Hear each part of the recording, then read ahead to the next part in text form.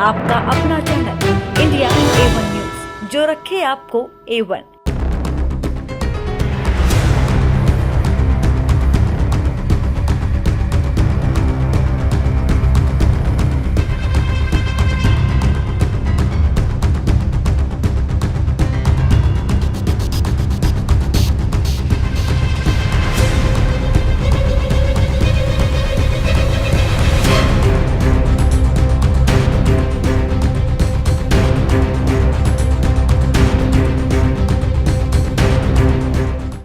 श्री बद्रीनाथ धाम की आस्था, भव्यता, धार्मिक मान्यताएं और देश विदेश के करोड़ों लोगों की श्रद्धा के पावन स्थल की खुदाई से प्राकृतिक गुफा खत्म न हो जाए।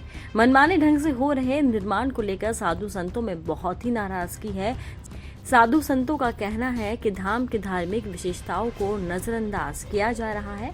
हमारी धार्मिक विरासत को बचाने के लिए सरकार को फिर से एक बार विचार करना चाहिए।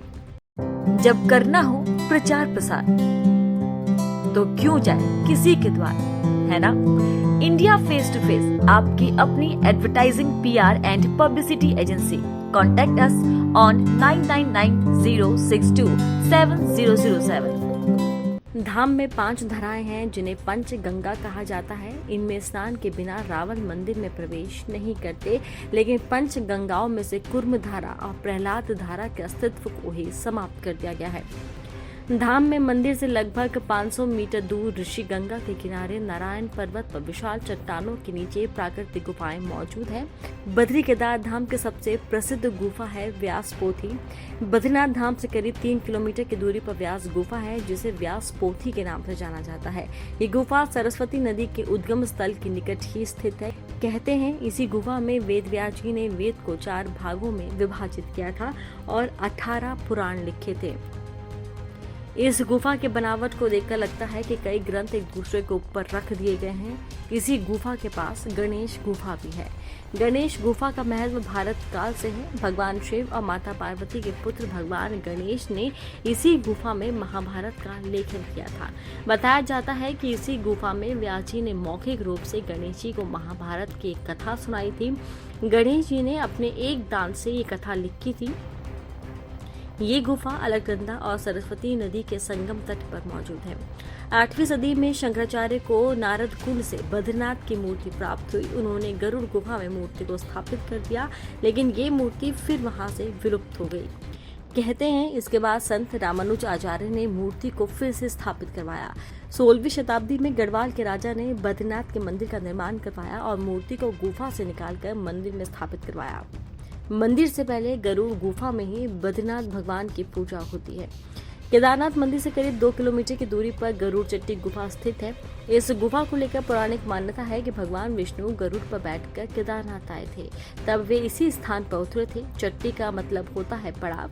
गरुड़ जी ने यहाँ पड़ाव डाला था, इसीलिए इसे गरुड़ चट्टी कहते हैं। यहाँ गरुड़ की मूर्ति भी है।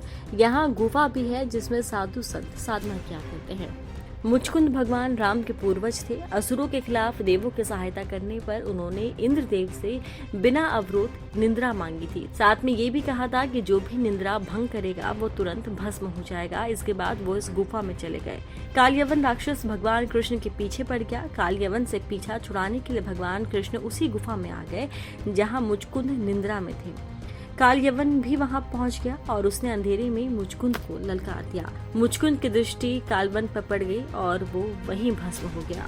पहले बद्रीनाथ केदारनाथ मंदिर समिति आचार्यों से परामर्श के बाद ही कोई कार्य शुरू करती थी, लेकिन अब मास्टर प्लान को लेकर आचार्यों से परामर्श नहीं किया गया। बढ़ेगा विश्वास, बनेगी बात, जब होगा साथ इंडिया फेस टू फेस का।